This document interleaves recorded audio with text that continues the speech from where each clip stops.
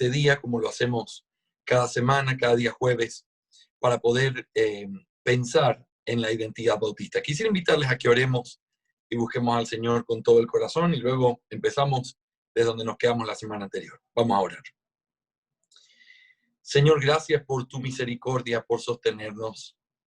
Señor, perdónanos y ayúdanos a vivir cada día conforme a lo que tú esperas de nosotros. Te pido por tu gran misericordia que tú nos ayudes en esta clase, nos enseñes, que nuestro corazón pueda regocijarse en ti. Gracias por mis hermanos, por el esfuerzo, el tiempo que se paran para escuchar esta clase. Y gracias por el privilegio que me das a mí, Señor, de poderles enseñar. Ayúdanos, te lo suplicamos. En el nombre de Jesús. Amén. Muy bien. Vamos a recordar dónde estamos en nuestro estudio. Y rápidamente tenemos que recordar que estamos mirando la identidad bautista.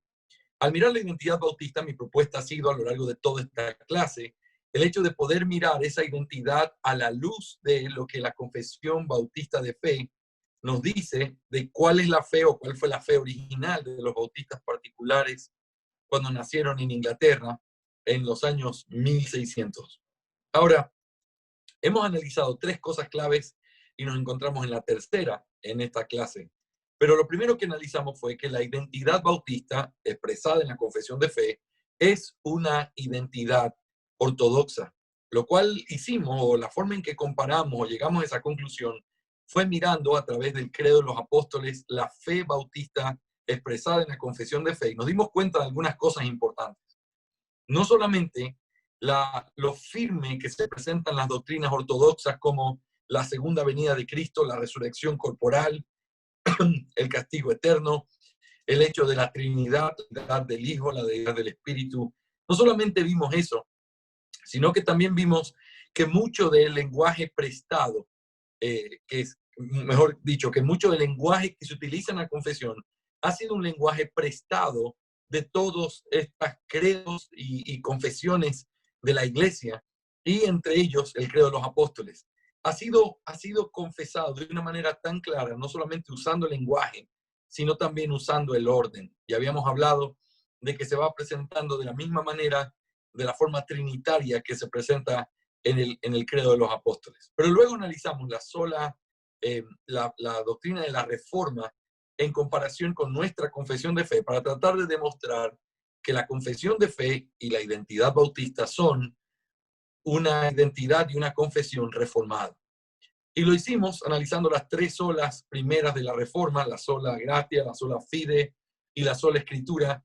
Y vimos también cómo a través de analizar cada uno de los pasajes de la confesión y de los párrafos que tocan estos temas, cómo expresan exactamente las mismas ideas que se estaban dando en el tiempo de la reforma.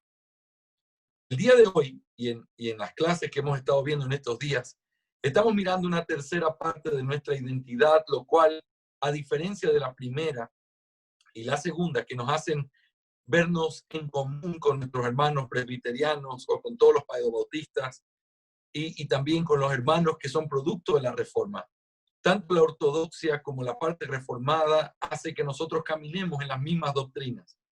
Pero esta última parte es la parte donde nosotros tenemos un distintivo, que es una forma de entender la escritura distinta a cómo lo entienden y cómo lo ven los otros grupos o las otras iglesias reformadas. Así que estamos hablando de nuestra identidad bautista. Nosotros somos bautistas.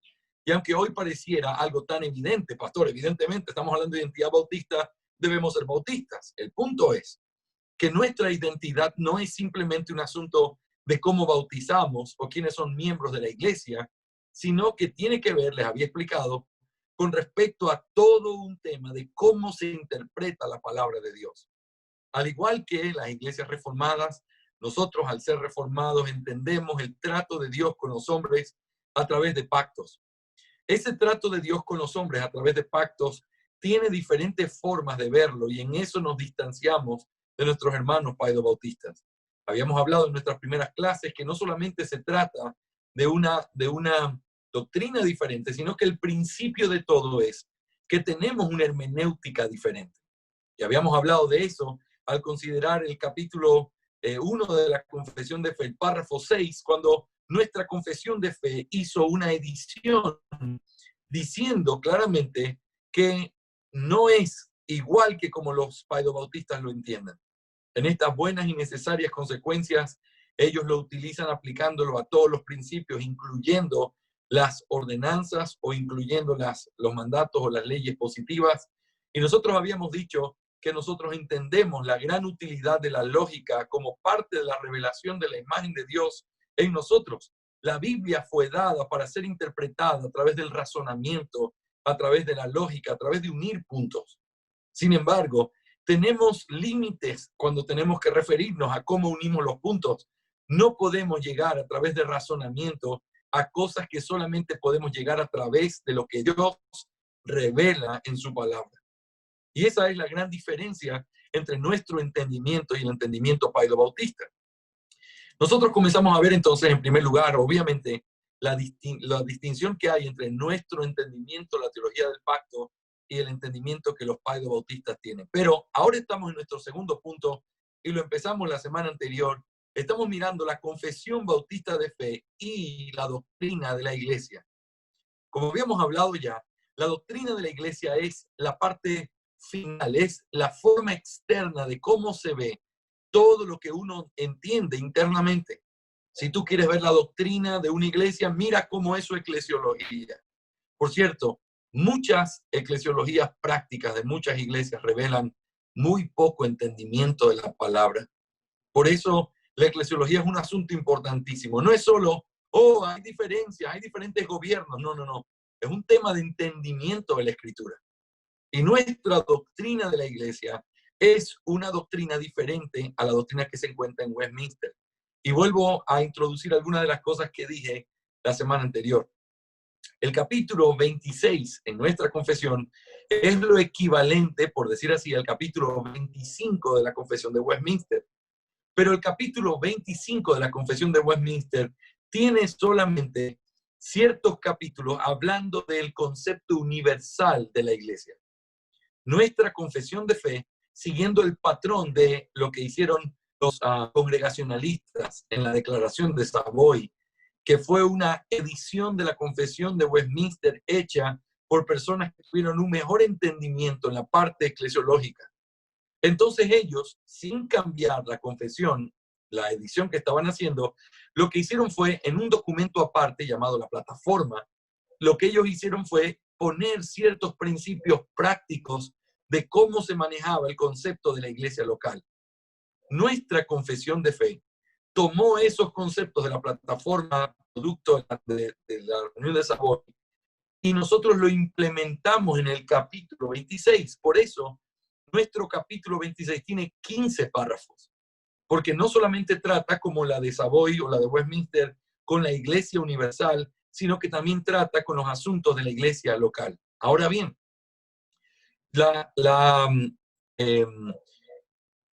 esta confesión de fe de Westminster también trata con los asuntos de la iglesia local y los trata en los capítulos 30 y 31. En el capítulo 30 habla de las censuras eclesiásticas, lo cual es para nosotros lo que tiene que ver con el gobierno de la iglesia. Y habla, y originalmente hablaba de una manera más clara, porque la confesión fue después editada cuando vino a los Estados Unidos. El punto es que este capítulo 30 habla de cómo se puede censurar eclesiológicamente a través de las autoridades civiles. Y eso es una diferencia muy grande. Y también el hecho de que los pastores forman otros grupos que están sobre la iglesia, los cuales tienen, dice la confesión de Westminster, para hacer un mejor trabajo. Entonces ellos lo que hacen es tomar decisiones que se aplican a todas las iglesias. En nuestro entendimiento, eso es una violación de la independencia y la autonomía de la iglesia, y por eso nuestras distinciones son específicamente en ese punto, pero también en lo que tiene que ver con los sínodos y concilios. Ellos hablan en este punto, en el capítulo 31, de cómo los pastores pueden reunirse y crear estos sínodos, que lo que hacen es tener autoridad sobre las iglesias locales, porque ese sínodo está conformado por representantes de las iglesias. Por lo tanto, tiene autoridad sobre la iglesia. Nosotros creemos en las asociaciones eclesiásticas Y eso es algo que veremos cuando analicemos la parte de la iglesia local, que lo haremos en nuestra próxima clase. El día de hoy, entonces, vamos a considerar lo que tiene que ver con la iglesia universal, y yo lo he tomado de esta manera. La similitud entre las dos confesiones en lo que tiene que ver con la iglesia universal y su expresión local. Nosotros, aunque tenemos una diferencia con la confesión de Westminster, muchas de las cosas relacionadas con la iglesia universal son y siguen los mismos parámetros. Hay detalles, por supuesto, que van siendo golpeados por causa de nuestro entendimiento del pacto, pero básicamente hay cosas que son exactamente iguales. Quizás tienen palabras un poco cambiadas, pero son exactamente igual las ideas que se encuentran en las dos confesiones.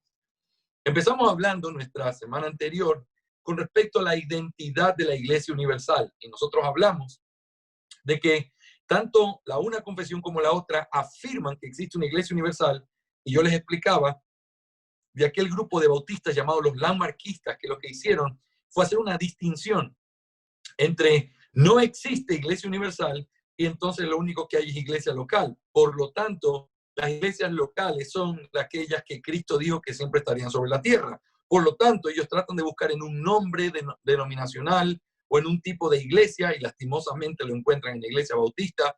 Dicen, esa iglesia es la iglesia de Cristo, así que se ha sostenido siempre sobre la tierra. El error gravísimo que cometen estos hermanos, lo cometen debido a no entender el hecho de que la Biblia enseña claramente que hay una iglesia universal. Pero eso lo hablamos ya nosotros en la semana anterior. Luego, también hablamos de que hay una clarificación en nuestra confesión de fe relacionado con este concepto de puede llamarse invisible. La confesión de Westminster dice la cual es invisible. Hablando de la iglesia universal, la confesión dice se puede llamar invisible. Y habíamos hecho énfasis en la importancia que tienen, no porque tengan una diferencia doctrinal, sino por el aspecto que puede llegar a prestarse a muchas confusiones, que por cierto, hoy existen muchos así, como simplemente la asumen como una iglesia universal, sienten todo desapego con una iglesia local. Las dos confesiones de fe enseñan con claridad que la iglesia universal es hecha visible a través de la iglesia local. En otras palabras, las iglesias locales están conformadas por aquellos que son parte de la iglesia universal. Ahora, cuando uno entiende eso, se da cuenta que uno no puede decir soy cristiano, soy parte de la iglesia de Cristo universal, pero yo no tengo nada que ver con la iglesia local. No existe ese concepto cuando tú entiendes que la iglesia universal es visible a través de la iglesia local. Si tú eres creyente, debes ser parte de la iglesia local, porque la iglesia local manifiesta a aquellos que son parte de la iglesia invisible. Pero cuando uno define y simplemente se cierra a decir la iglesia invisible, universal, yo soy de Cristo, Cristo es mi pastor, yo no tengo ninguna iglesia, yo no tengo por qué tener membresía, yo no tengo por qué estar bajo ningún pastor, yo no tengo por qué congregarme, a mí no me digan a qué iglesia tengo que ir, yo estoy firme y libre, yo voy el domingo donde me caiga el día domingo.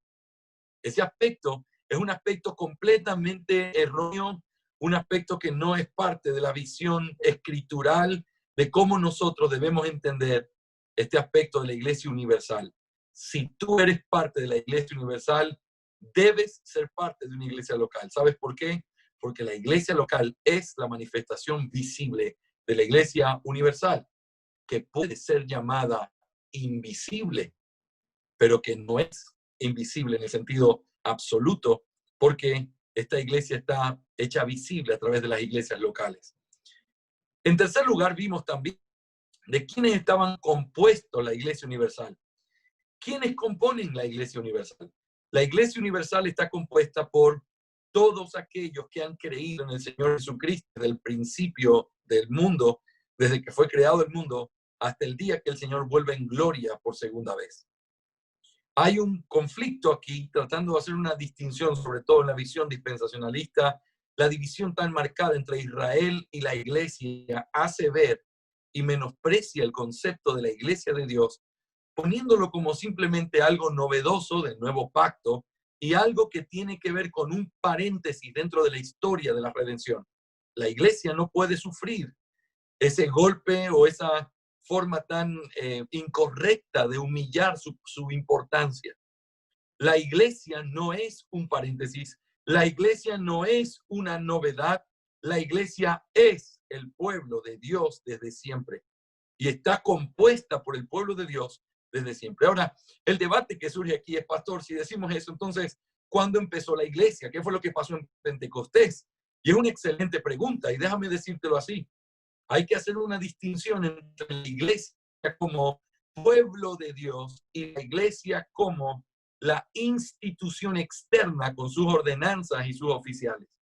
Cuando tú hablas de la iglesia como pueblo de Dios, estamos hablando de que la iglesia siempre ha estado sobre la tierra, porque la iglesia está conformada de aquellos verdaderos creyentes que han puesto su confianza en la promesa de redención que Dios le dio al hombre.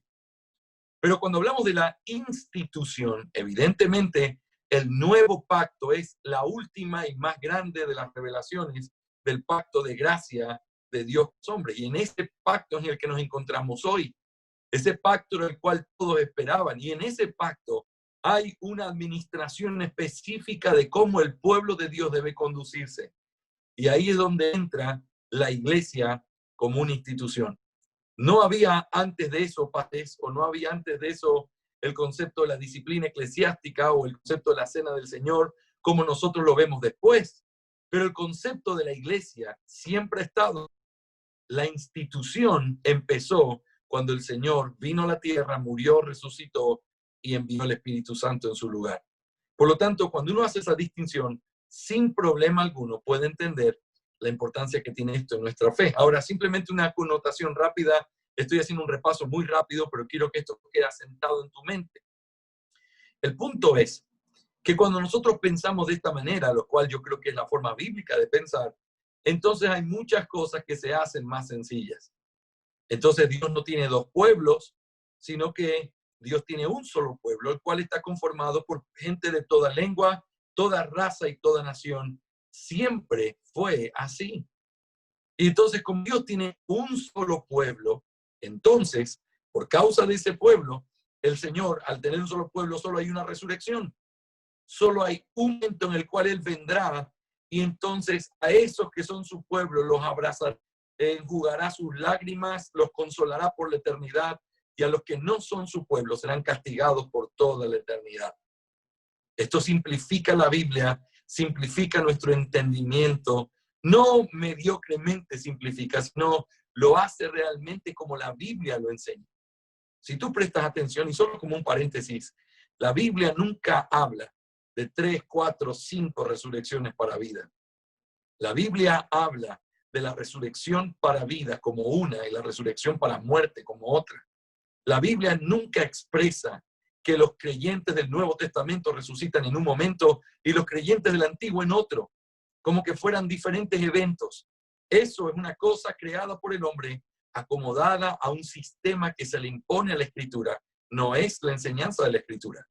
Si tú vas con una mente tratando de buscar qué dice con respecto a la resurrección, te vas a dar cuenta que todos, siempre y desde el principio, esperaban la resurrección de los muertos.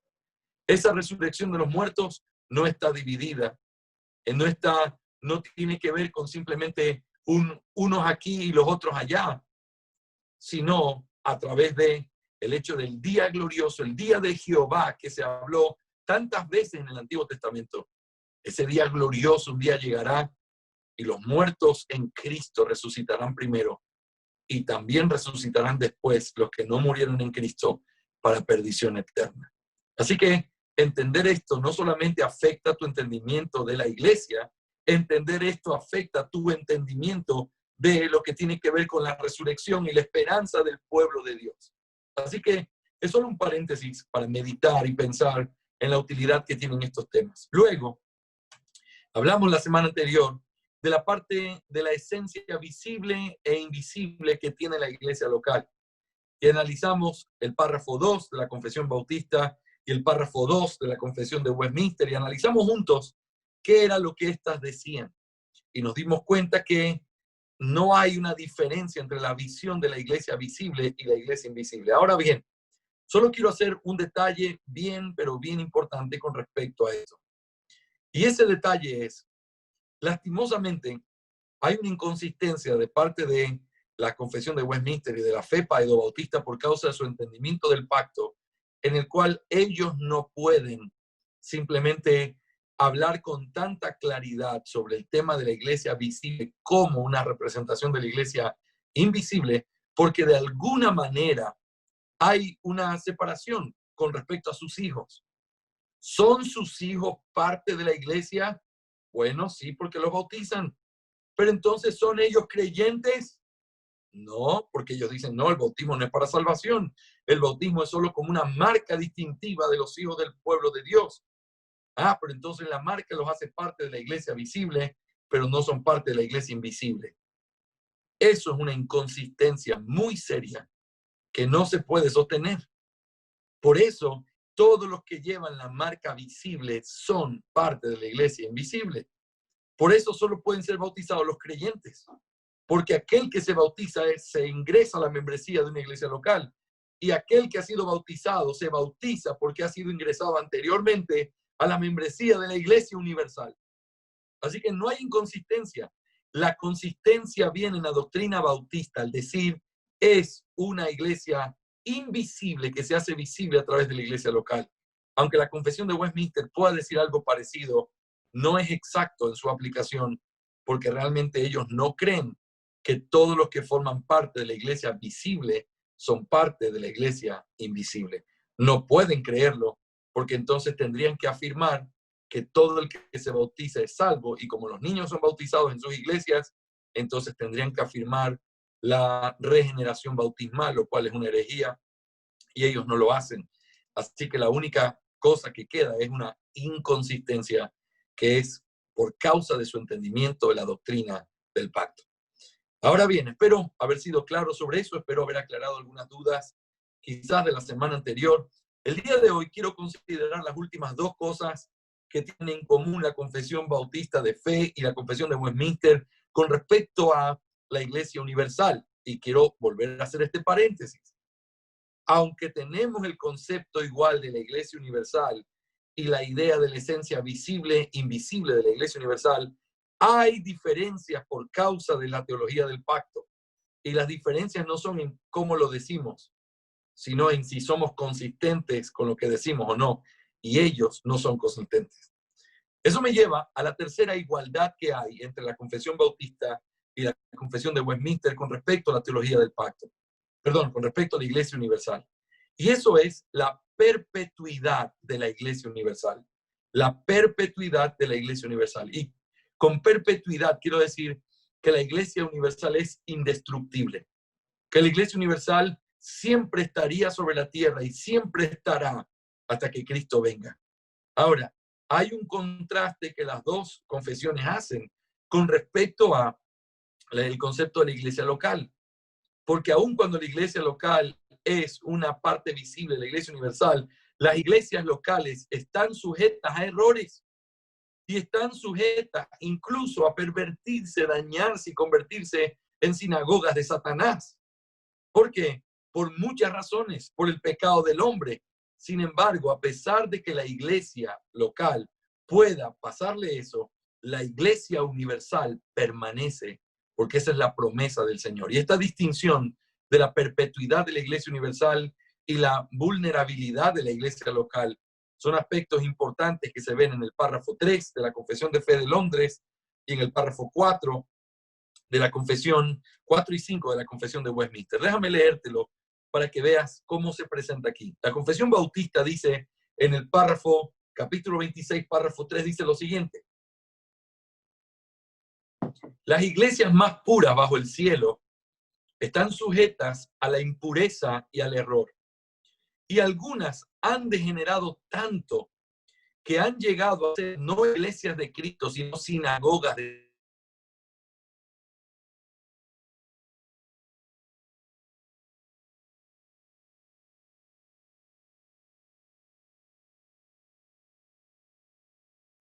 Nota algunas cosas claves que aparecen aquí. Las iglesias locales están sujetas a la impureza y al error, y algunas se han degenerado tanto que llegan a ser no iglesias de Cristo, sino sinagogas de Satanás. Está planteando la vulnerabilidad de la iglesia local. Pero ahora presenta el concepto inquebrantable, la perpetuidad de la Iglesia Universal. Sin embargo, a pesar de eso, Cristo siempre ha tenido y siempre tendrá un reino en este mundo hasta el fin del mismo, compuesto de aquellos que creen en Él y profesan su nombre. ¿Ves? Otra vez algunas ideas. Número uno, ¿de quién está compuesta esa iglesia? Siempre ha estado sobre la tierra. Está hablando de la iglesia como pueblo de Dios. Siempre ha estado. Siempre estará. ¿Qué significa? La promesa que Él iba a sostener su iglesia, que Él la iba a edificar y que las puertas del Hades no prevalecerían contra ella, no es una iglesia, no es una promesa a las iglesias locales en particular, sino a la iglesia universal. Siempre estará. Ponte a pensar en esto. Tu iglesia y la mía, amamos nuestras iglesias y he tratado de enseñarle bien a mi iglesia. Pero la verdad es esta, no sé cuántos años puede permanecer la enseñanza que les he dado después del día que yo me muera. Va a depender de la fidelidad de los líderes, va a depender de la firmeza de la membresía y va a depender de la gracia de Dios sosteniéndonos a través de los años. Dios quiera perpetuar nuestra iglesia en la sana doctrina hasta que Él vuelva. Pero hay una realidad, y te hago esta pregunta, ¿pero podría no ser así? ¿Podría ser que mi iglesia dentro de 20 años después de que yo muera deje de existir? De hecho, muchas de las iglesias bautistas particulares dejaron de existir. Que no se puede perpetuar en el tiempo, porque es parte de lo que Dios ha hecho en su soberanía. Es una bendición cuando uno ve iglesias antiguas como la iglesia Tabernáculo Metropolitano, donde Spurgeon fue pastor, sigue vigente el día de hoy. Sigue esa iglesia funcionando, tiene muchísimos años de vida, ha pasado diferentes circunstancias. Antes de Spurgeon, habían otros que eran pastores y eran grandes teólogos bautistas particulares, como John Gill y otros. Ahora, pero quiero que pienses en esto. Eso es un regalo de Dios, pero no es una promesa a las iglesias locales. Por eso las iglesias locales tenemos que hacer todo lo que esté a nuestro alcance para perpetuar y mantener firme la sana doctrina. Ayer, reflexionando un poco en las palabras de Pablo a Timoteo, esto que has oído delante de muchos testigos, encárgaselo a hombres fieles. Y meditando un poco, leyendo algunos comentarios, es interesante la palabra fieles, es alguien que es digno de confianza. Y la idea es alguien a quien le vas a dar un depósito, un tesoro, que tienes que estar seguro que no va a ser cambiado, que no va a ser falseado. Y mientras yo hacía mi apunte para mis estudiantes sobre ese tema, estaba diciéndoles, ¿y cómo tiene que ser el corazón de este hombre? Bueno, pensando en lo que Pablo advierte a Timoteo, tiene que ser un hombre que no sea de un corazón débil y blando, que cuando la gente comience a tener la comezón de oír y querer escuchar otras cosas y cosas nuevas que apasionen sus mentes, ese hombre tiene que permanecer, como Pablo le dijo a Timoteo, pero persiste tú en lo que has aprendido. Los hombres que tienen que estar en el ministerio tienen que ser hombres que sean confiables, sabiendo que lo que han recibido lo van a mantener hasta el final, no con corazones volubles, cambiantes, que van a moverse en base a la temperatura o en base a los vientos de esta cultura posmoderna, sino hombres fieles a la palabra, que se mantengan fieles a ella. Así que eso es algo que nos tiene que hacer pensar. Pero mira cómo dice la Confesión de Westminster, lo mismo, pero en dos párrafos distintos. El párrafo 4 y 5 dice así: la Iglesia Universal ha sido algunas veces más y otras veces menos visible.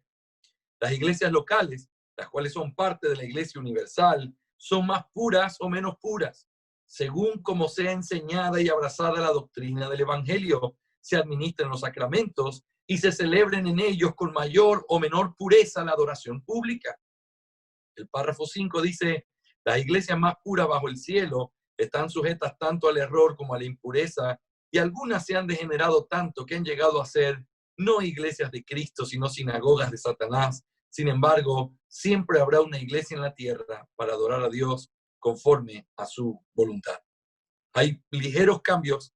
La Confesión Bautista básicamente está editando el párrafo 5, el 4 lo deja simplemente como sobreentendido. Es evidente. Estas iglesias pueden ser más puras, menos puras y pueden ir caminando hacia este declive cuando no se abraza correctamente la doctrina del Evangelio, cuando no se administran los sacramentos, cuando no se celebra la adoración pública, es evidente. Y entonces en nuestro párrafo 3 están resumidos los párrafos 4 y 5 de la Confesión de Westminster. Sin embargo, es interesante que lo que está, el enfoque que le da el párrafo 3 a qué es lo que permanecerá, es compuesto de aquellos que creen en él y profesan su nombre, es una identidad a una iglesia local, y lo mismo hace la Confesión de Westminster. Sin embargo, siempre habrá una iglesia en la tierra para adorar a Dios conforme a su voluntad. Así que nosotros tenemos ahí claramente expresado el principio de la perpetuidad que tendría la Iglesia Universal. Nosotros creemos que a eso se refiere el Señor cuando hace la promesa de que Él estaría y edificaría su iglesia, no a una denominación. Por eso no necesitamos rastrear la iglesia bautista desde el tiempo de los apóstoles. No necesitas rastrear el nombre de tu iglesia al tiempo de los apóstoles. Lo que necesitas rastrear es la doctrina, porque una iglesia fiel siempre ha permanecido sobre la tierra, a veces con diferentes nombres, a veces no con tanta pureza en su doctrina, pero siempre los salvos, pueblo escogido por Dios que ha sido salvado por la fe en Cristo Jesús únicamente, siempre ha habido un remanente fiel sobre la tierra. Y escucha esto, siempre lo habrá, siempre. Ahora, eso me lleva a mi último punto, el día de hoy, en el cual quisiera considerar contigo algunas cosas claves. Como decíamos al principio de nuestra clase, hoy solo puedo avanzar hasta aquí, porque la próxima semana vamos a mirar la parte local, pero quiero que prestes atención a este último punto, porque es uno de los puntos que ha traído confusión o conflicto a algunas personas al considerar nuestra confesión de fe. Vamos a hablar ahora de la autoridad de la Iglesia Universal. La autoridad de la Iglesia Universal. Estamos mirando las similitudes. Estamos diciendo que el concepto de la Iglesia Universal es muy similar en la Confesión de Westminster como en la nuestra.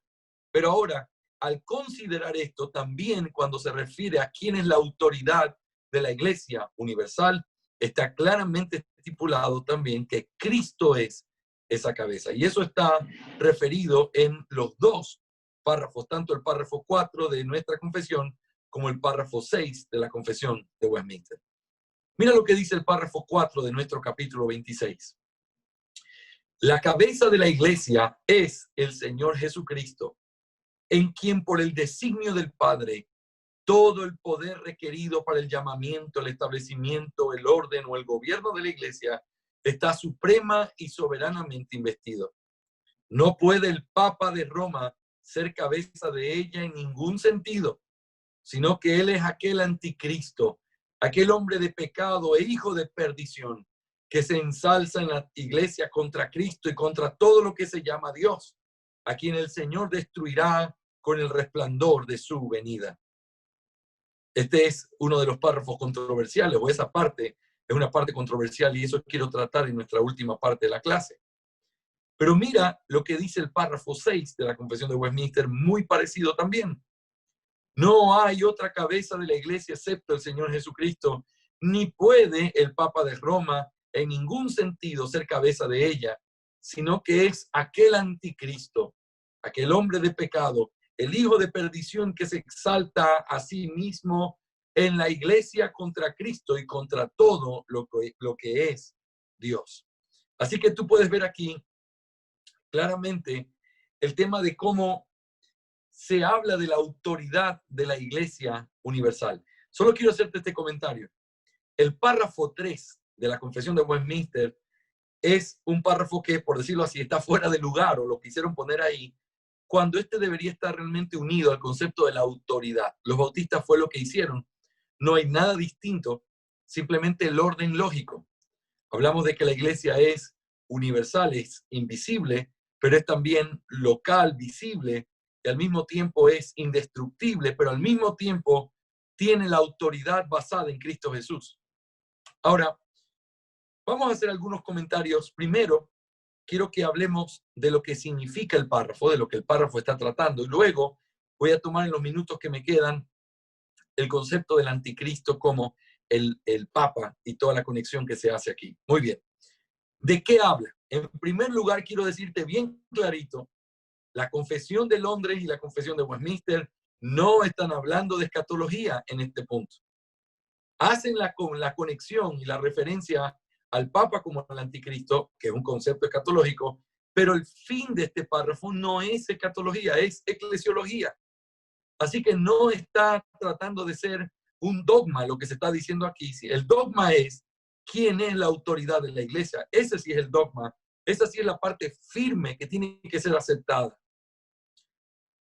Lo que se está diciendo es que la cabeza de la iglesia es Jesucristo.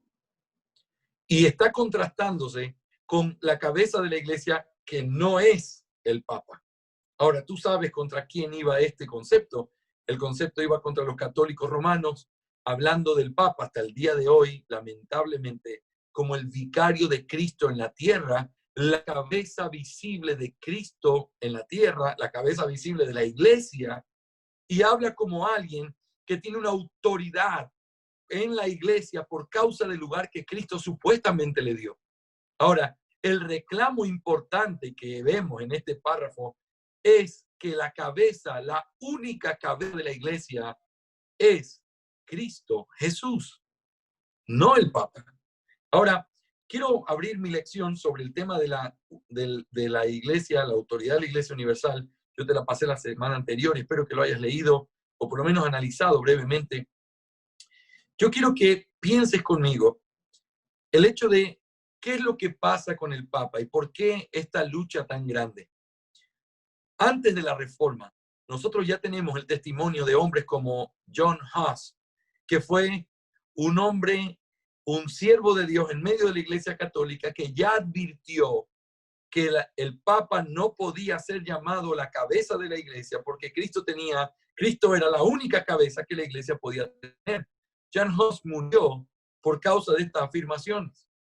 Él vivió alrededor de los años 1415. Fue el año en el que él murió acusado de blasfemia por haber dicho que el Papa estaba usurpando un lugar que le pertenecía solo a Cristo. Ahora escucha con atención algunas de las cosas que John Huss escribió. Te estoy hablando de 200 años antes y un poco más, 250 años antes de lo que estaba pasando con los bautistas en la Confesión de Fe y con la Confesión de Westminster. Él dice en este artículo que él escribió, que se llama, en este libro, este tratado de Eclesía o de la Iglesia, él dice lo siguiente en el capítulo 1. La Iglesia Universal es la suma de todos los predestinados, tanto del pasado, del presente y del futuro. ¡Wow! No estamos hablando de la Reforma.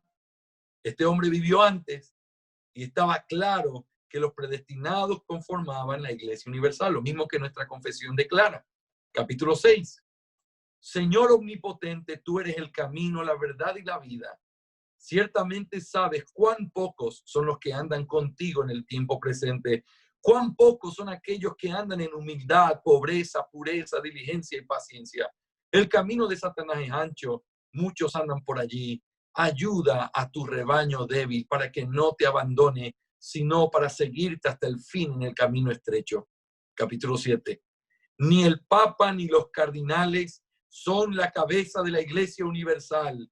Solo Cristo es la cabeza de la Iglesia.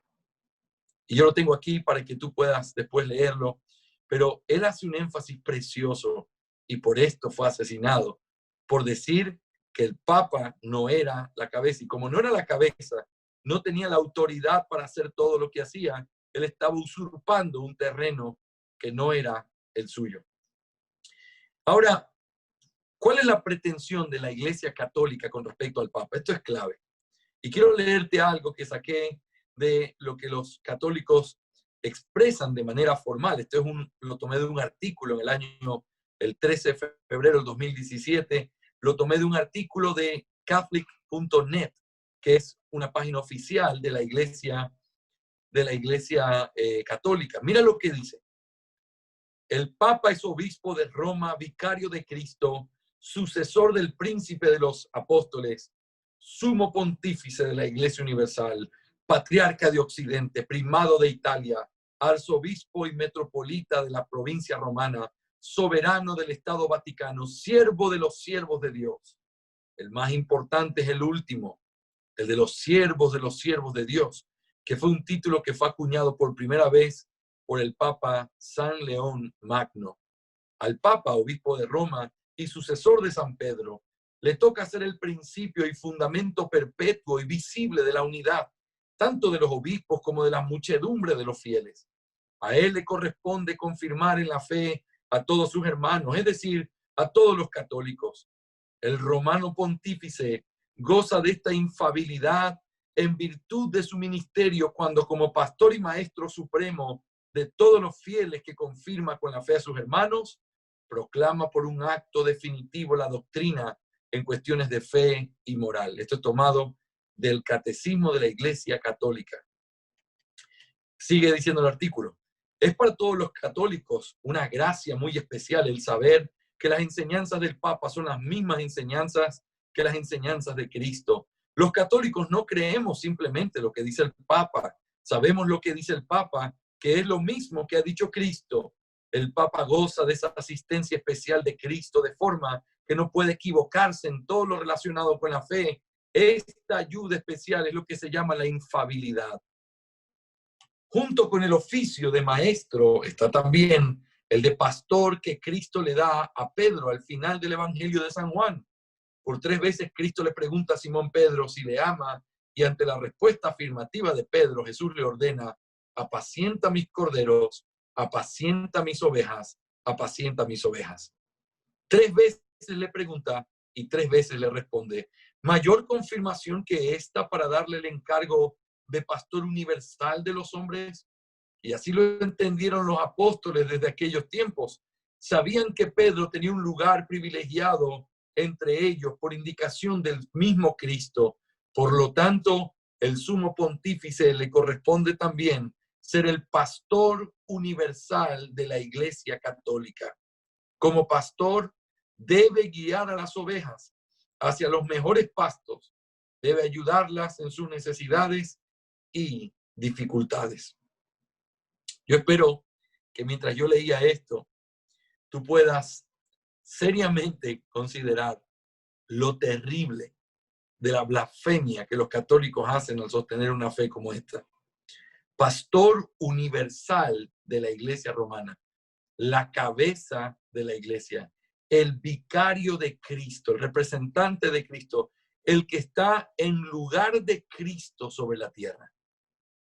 Esto es un asunto sumamente complejo, sumamente grave, que entonces en el concepto del principio reformado, cuando ellos volvieron a la Escritura y comenzaron a purificar la fe que se estaba enseñando, una de las cosas que tenía que ser puesta en su lugar es que el Papa de Roma no era la cabeza de la Iglesia.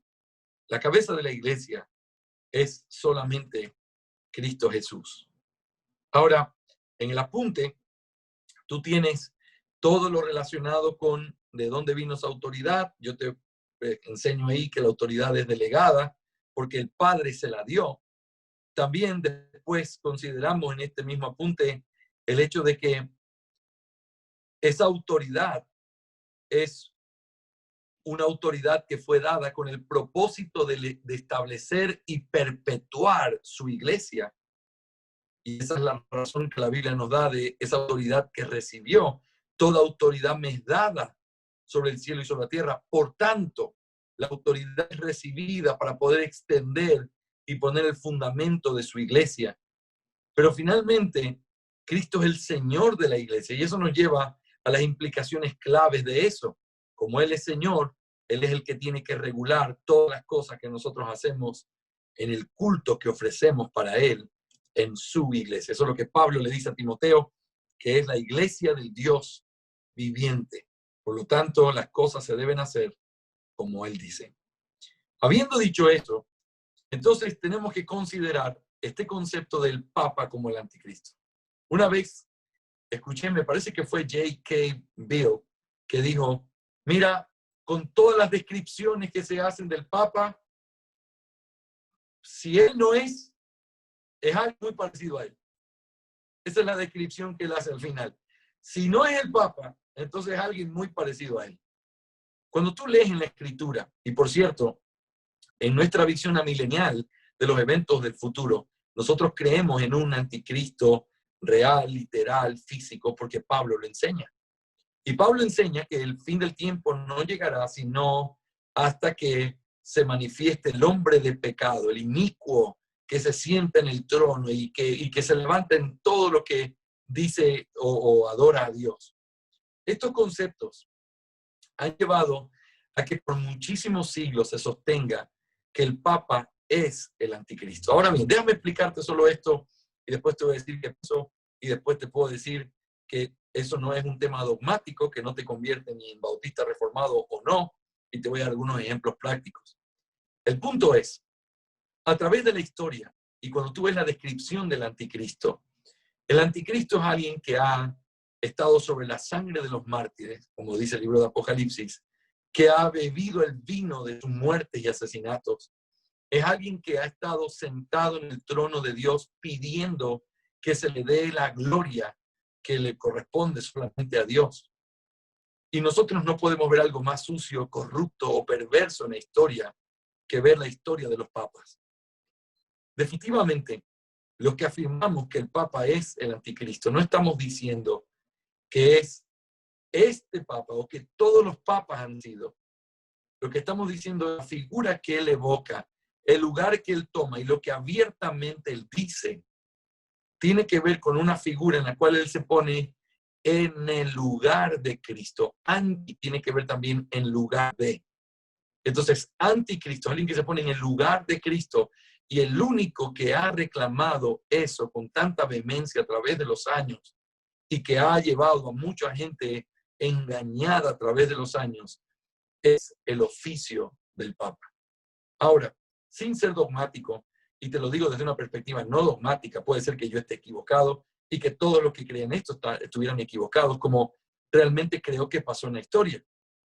Muchos bautistas particulares, creyendo de esta manera, dijeron que el Papa que estaba en ese momento en eminencia era el anticristo, y entonces ellos sentían que estaban viviendo los últimos tiempos. Si tú lees una interpretación del libro de Apocalipsis del siglo XVII, no solamente los bautistas, sino de algunos puritanos, te vas a dar cuenta que la persecución, el dolor, todas las cosas que vivieron como nación, los hacían pensar a muchos de ellos que estaba llegando el fin de los tiempos y que entonces comenzaron a hacer conexiones entre el libro de Apocalipsis y las cosas que estaban viviendo.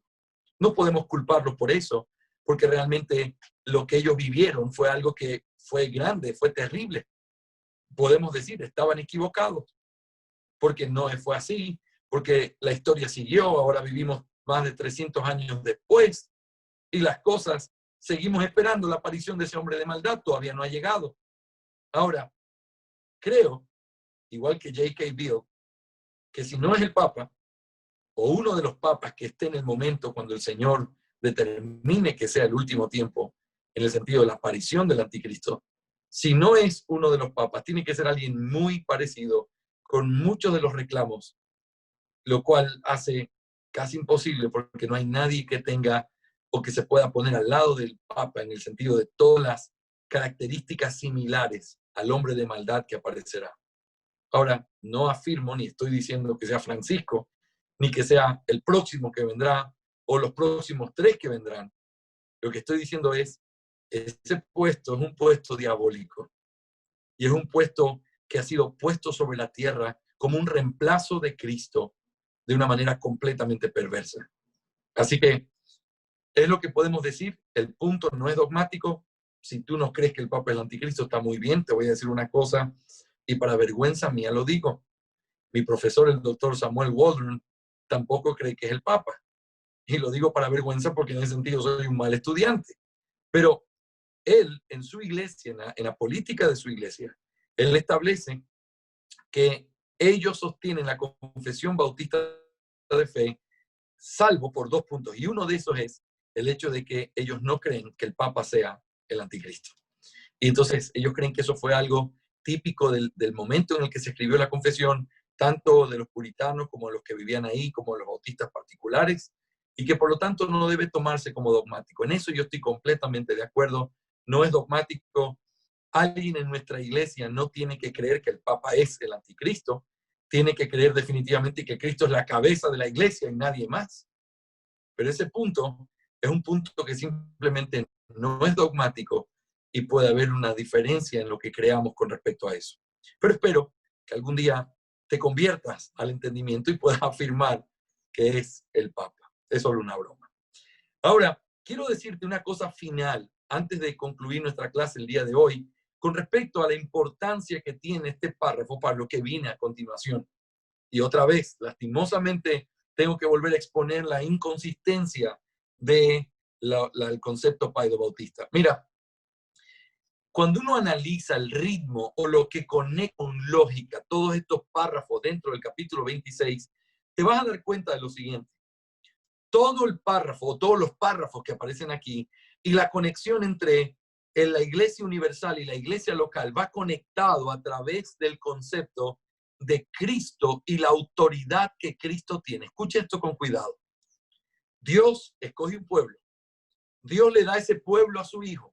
Su hijo viene a la tierra. Él recibe la autoridad de parte del Padre. Esa autoridad es para poder establecer la iglesia, pero luego Él designa y entrega esa autoridad para que esa autoridad pueda ser establecida en cada iglesia local. Por lo tanto, podemos decir así, ¿quién gobierna hoy la iglesia?